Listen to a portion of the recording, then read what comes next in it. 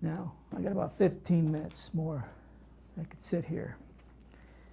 I wanted to at least give you scriptures you can read on your own.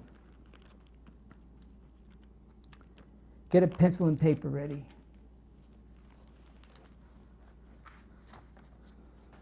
You could do some homework.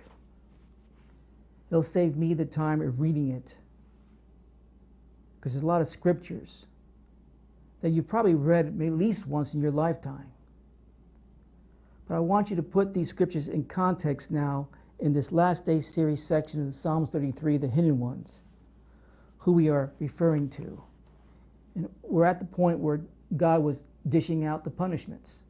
Israel's, and then eventually Judah's, about 130 years after Israel.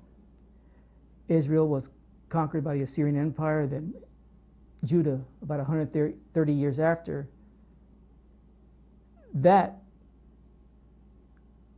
The Babylonian Empire came in and several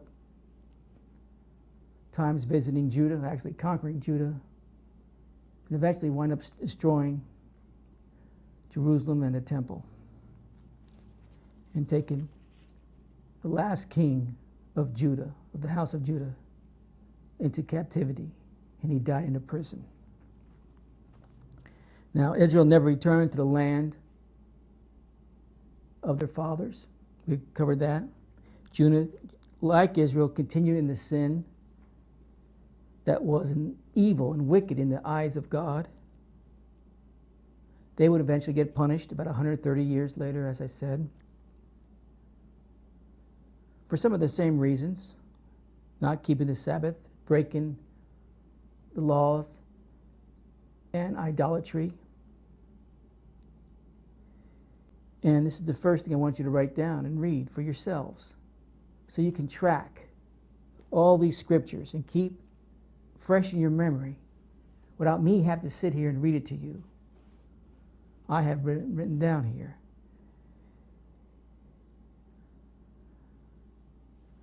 What finally caused the national captivity of the house of Judah. You can find it recorded in Jeremiah 17. Why they were punished like Israel had been. So write it down. Jeremiah 17, start with verse 1, and you're going to read all the way through verse 27. And highlight verse 27, because you're going to see a central theme here of why the punishment came. But if ye will not hearken unto me, to hallow the Sabbath day,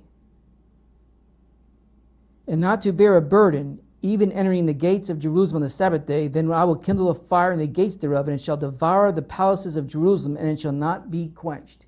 It's not like they didn't have any warning, folks, to change their ways. In fact, in the book of Jeremiah, the earlier chapters are devoted. Jeremiah's ministry was devoted to warning the Jews of an impending invasion and captivity. Did they? No. They would not repent. And eventually, the invasion by the Babylonians and their empire sieged them.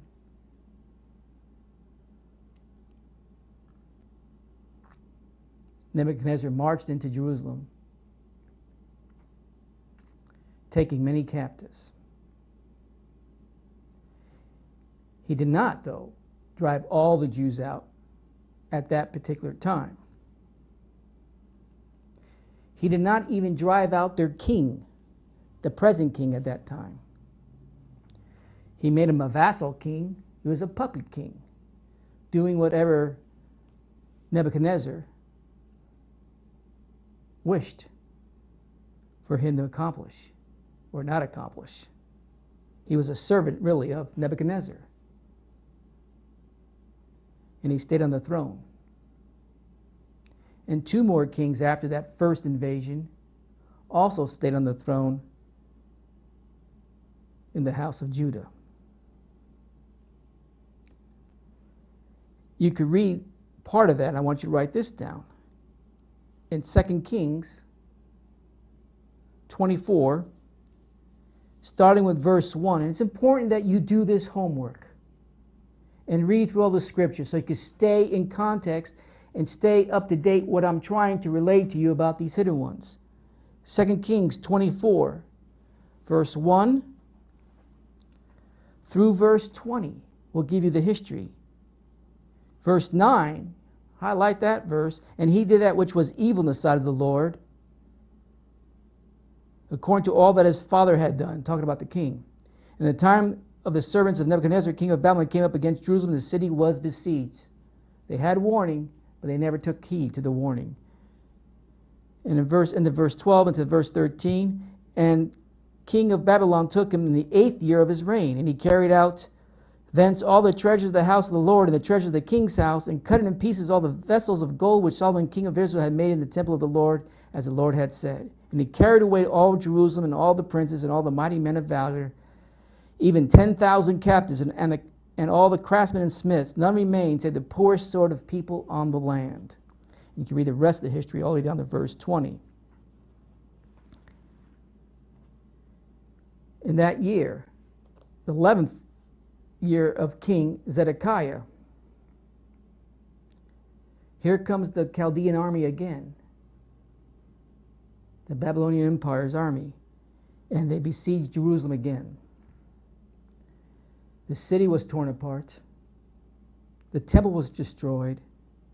The palaces.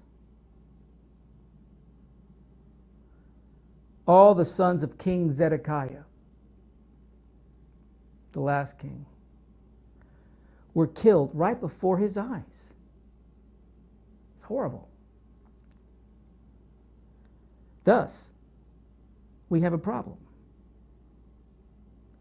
King Hezekiah would eventually die in prison, taken as a captive. All his sons were dead. And people that don't believe in the lost tribes and where they went have a hard problem trying to explain this away. How is the dynasty going to be carried on? That was God's promise to David. All the princes, all the sons were killed.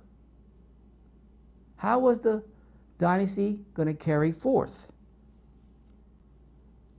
King Zedekiah didn't produce no more sons. In fact, they plucked out his eyes before they took him back and bound him in chains to Babylon, where he died. You can also read this history and write this down in 2 Kings 25, 2 Chronicles 36, Jeremiah 39, and Jeremiah 52. Once again, that's 2 Kings 25. You start with verse 1, and you work yourself all the way through verse 33. Very interesting thing happens in verse 28. And I, even I, will chasten you 7 times for your sin. We've covered that before in the past. 33, I will scatter you among the heathen. And that took place.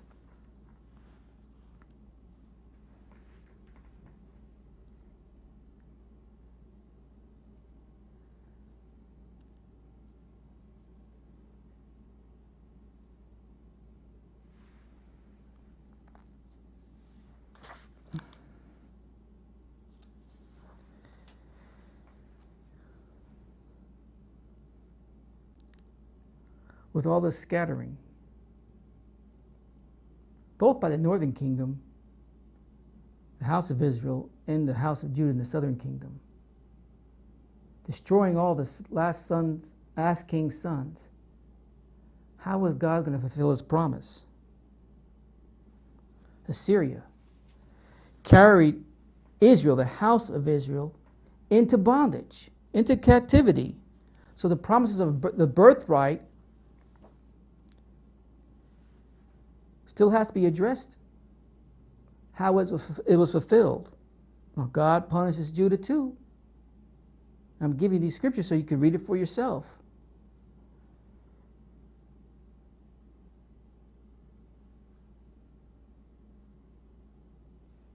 And the birthright, I said Israel just a few moments ago, I meant something else. Birthright for house of Judah.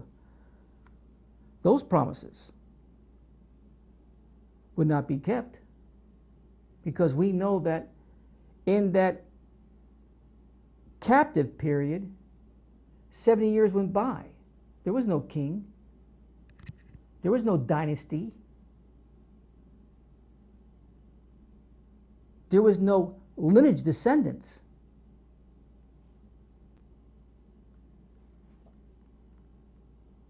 All of his sons, princes, with the potential of being king, were destroyed. That's why you need to read these scriptures that I give you.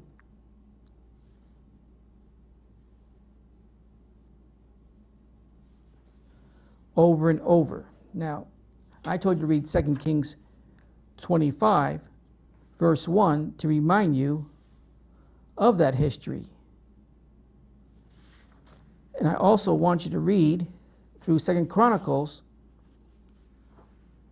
That gives you the history about Judah being carried into a foreign land. In 2 Chronicles 36, verse 1 through let's just go to verse 23. In verse 17, it states that, I'll just read it to you. Therefore he brought upon them the king of Chaldees, who slew their young men with the sword in the house of their sanctuary, and had no compassion among young men or maiden, old men or him that stooped for age. He gave them all unto his hand. Over and over the stories being told in these scriptures. They're verifying themselves with each other, in a sense. Verse 20, that same chapter. And then the had escaped from the sword carried he away to Babylon, where they were servants to him and his sons until the reign of the kingdom of Persia, to fulfill the word of the Lord by the mouth of Jeremiah, until the land hath enjoyed her Sabbaths. For as long as she lay desolate, she kept Sabbath, to fulfill 70 years. That is 70 years. And then when the first year of Cyrus the king came around, they were allowed to go back. Read that. Also want you to read that verifies what I just told you in Jeremiah 39, verse 1, and read that all the way through 38. All these chapters verify in these different books, verify each other of what really went down. Why did God go out of his way to make us understand by giving us so much information coming from different people that were prophesying what was going to happen and then eventually wrote down what would happen, if it was important for us to remember for a reason, for a purpose, just so we can know the history of it? I don't think so. Then you go to Jeremiah 52, write this down. Jeremiah 52, verse 1 through verse 34. Let's just go all the way to verse 34. Read that history. And that would get you caught up of where we need to be, if I could sit here and read it to you. You got it? Now, two important things happen concerning the history of Judah. Not only that King Zedekiah was taken into captivity and placed in prison until he died, but second, there was no man left to be king. No matter how you look at it, it appears that God's promise to David was broken. Just by reading that history. Any intelligent person that just sits and read those verses that I just mentioned that I want you to read, you have to ask the question, how did God keep his promise? And if he won't keep his promise for that, for David's sake, as he said he would, then what makes you think he'll keep your promises They are his promises to you. Whatever you're claiming in faith, something has to be fixed. Nothing really has to be fixed. It's been there all along.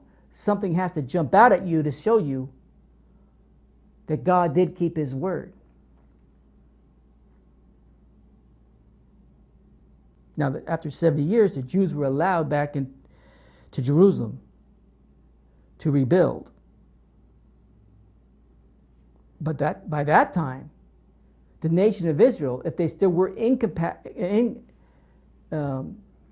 captivity to the north, which they weren't, would have already been in their captivities for 200 years. Or were they?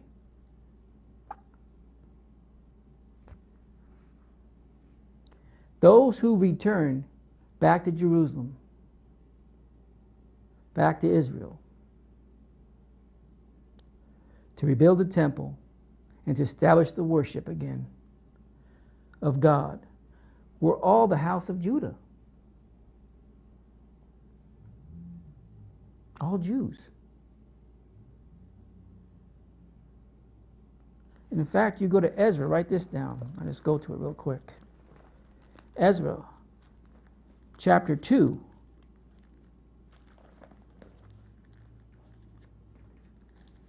In verse 1, what happened? They returned again. It clearly states, who? The house of Judah. Unto Jerusalem and Judah. They returned again unto Jerusalem and Judah, together with the remnants of Benjamin and Levi. So only those of the tribe of Judah, remnants of Benjamin and Levi, went back. Everyone had an opportunity, by the way, to go back, but they didn't. I guess they found present day surroundings of Iraq. That's present day, that would be the area where they were taken captivity, comfortable. They did not all go back. Verse 5 in the same chapter, Ezra 1. Then rose up the chief of the fathers of Judah and Benjamin, the priests and the Levites. It was this rebuilding of the temple that Christ came to 2,000 years ago. Israel temple that Christ came into. But the nation of Israel that Jesus was born into was only composed of 3 of the tribes of the original 13. That is why, and I've covered this before, Christ spoke of the lost tribes of Israel, or lost house of Israel. Remember, back in Matthew, you don't have to go there, but I'm going to go there real quick. Matthew 10. These 12 Jesus sent forth and commanded them, saying, Go not into the way of the Gentiles, or the nations literally, and into any city of the Samaritans, enter ye not. But go rather to the lost sheep of the house of Israel. They were still lost. Where did they go? I think the disciples knew where they went, because Jesus eventually would probably tell them. Remember, one of the gospel records, at the end of the gospel records, Christ gave so much information that basically volumes of books could not even hold it all. We're just getting a glimpse of which we shouldn't know. But I'm sure the disciples were walking libraries of information. And as you go, preach, saying, the kingdom of heaven is at hand. That is Matthew 10, verse 5, 6, and 7. Because Judah had been punished, and they were, for Sabbath breaking.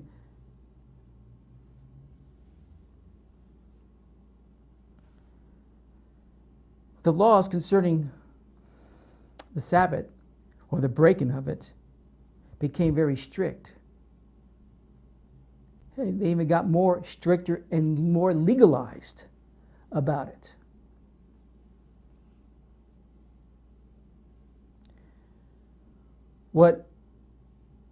If you read through the book of Ezra and Nehemiah, what became as a good intention of reestablishing the Sabbath became more of a legalized burden by the time Christ came around. You can see that throughout the gospel record when he's dealing with the Pharisees. Now, during the time of Christ, and you're saying, well, there was a king in Judea. Yes, there was.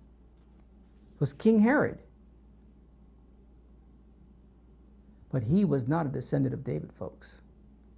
He's another puppet king, vassal king, placed there by the Roman Empire. He was not a David descendant. So where was the king that God promised that would be part of David's ancestry, that would be king of Israel?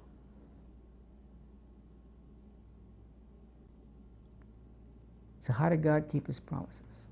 Now, what we have covered so far, and we'll get to that.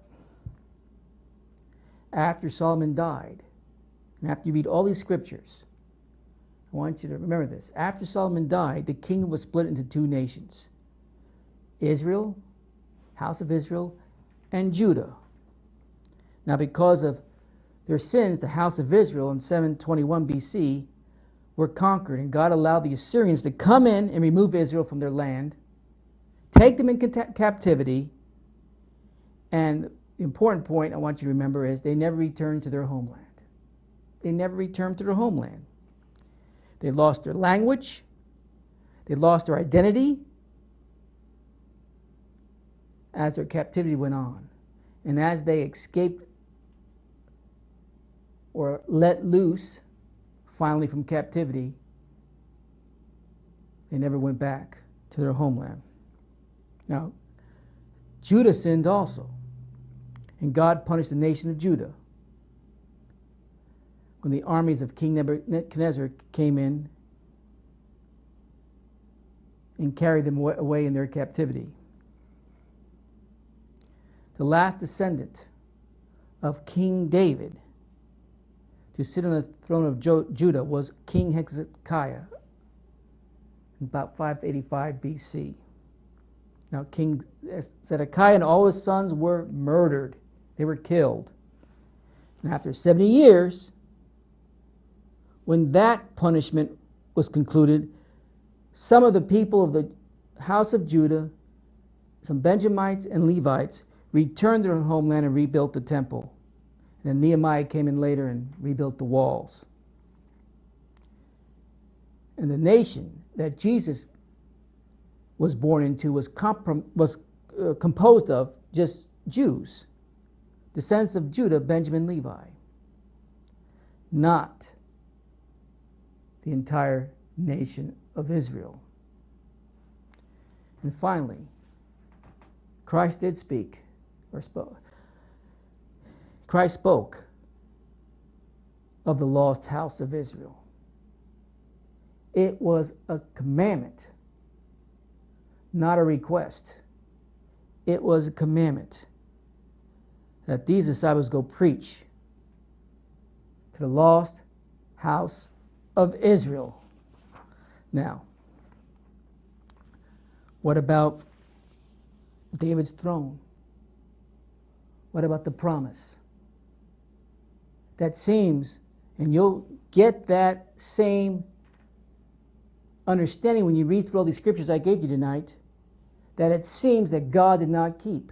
He broke that promise. No, he did not. That's why it's very important to know your history.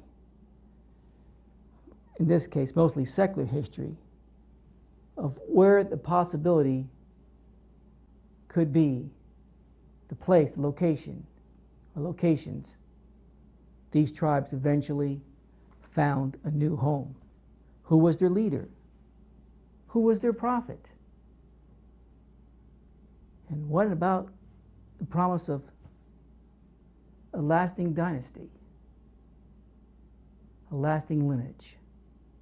We'll get back to that next time when I teach on this subject. I've given you some homework. Take that now. Just don't put it aside.